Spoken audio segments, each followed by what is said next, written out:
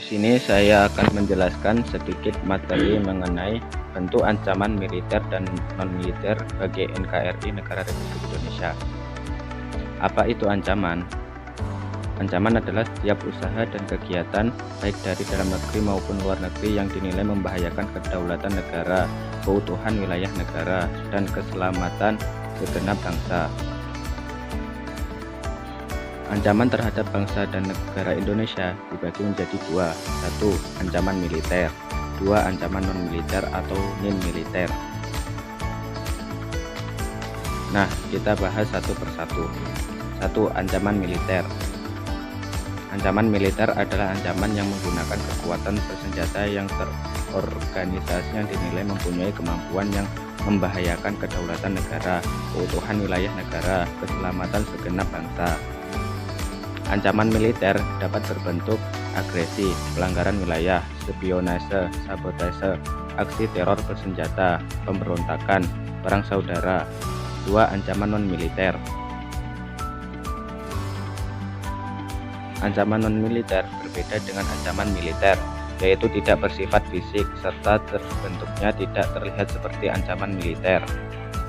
Ancaman non-militer berbentuk ancaman terhadap ideologi, politik, ekonomi, sosial budaya, pertahanan dan keamanan. Nah, kita bahas lagi lebih lanjut satu persatu. Nah, di sini saya akan menjelaskan lebih lanjut beberapa contoh ancaman terhadap negara yang termasuk ancaman militer seperti yang sudah saya jelaskan tadi. Yang pertama ada satu, agresi militer. Pengertian dari agresi adalah ancaman militer yang menggunakan kekuatan bersenjata oleh negara lain terhadap suatu negara yang dapat membahayakan kedaulatan dan keutuhan wilayah negara tersebut dan juga membahayakan keselamatan segenap bangsa tersebut. Contohnya, di dalam agresi sendiri terdapat berbagai bentuk dan cara yang berbeda-beda. 1. Invasi. Invasi yaitu suatu serangan yang dilakukan oleh kekuatan bersenjata negara lain terhadap wilayah NKRI.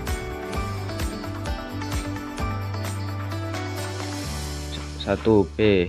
Bombardemen. Bombardemen punya pengertian suatu penggunaan senjata lainnya yang dilakukan oleh angkatan bersenjata negara lain terhadap NKRI. Contohnya bombardemen.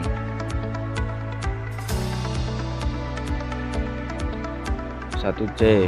Blokade. Dilakukan di daerah pelabuhan atau pantai atau wilayah NKRI yang dilakukan oleh angkatan bersenjata antara lain dan lain-lain.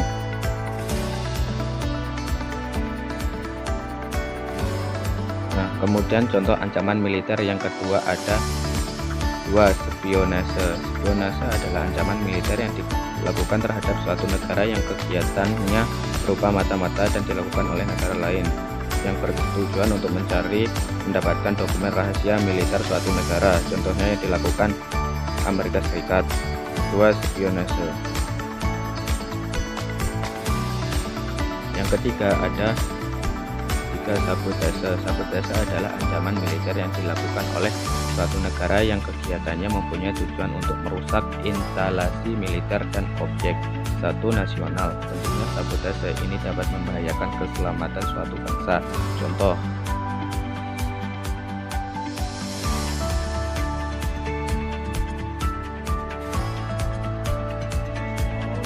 yang kelima ada yang keempat, aksi teror bersenjata. Aksi teror bersenjata yang dilakukan oleh suatu jaringan terorisme yang luas internasional atau ancaman yang dilakukan oleh teroris internasional yang bekerja sama dengan terorisme.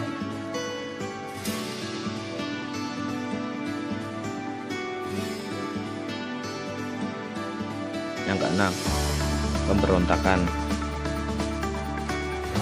Contohnya adalah pemberontakan. Yang ketujuh, perang saudara. Perang saudara juga termasuk ke dalam ancaman militer loh. Contohnya perang saudara yang terjadi di Jerman. Nah, komponen utama yang dipersiapkan untuk menghadapi ancaman militer adalah Tentara Nasional Indonesia (TNI) yang dilaksanakan melalui tugas operasi militer perang dan operasi militer selain perang. Selanjutnya kita akan bahas ancaman non-militer. Beberapa contoh ancaman yang berbentuk non-militer. 1. Perdagangan dan penyalahgunaan narkoba. 2. Kegiatan imigrasi gelap atau ilegal. 3. Penangkapan ikan laut secara ilegal. 4. Banyaknya tindakan korupsi, kolusi, dan nepotisme. 5. Kemiskinan, kebodohan, dan lain sebagainya. Komponen utama untuk menghadapi ancaman non-militer ini adalah lembaga pemerintah di luar bidang pertahanan sesuai dengan bentuk dan sifat ancaman yang dihadapi, dan didukung oleh unsur-unsur lain dari kekuatan bangsa. Contoh lembaga pemerintah yang menghadapi ancaman non-militer yaitu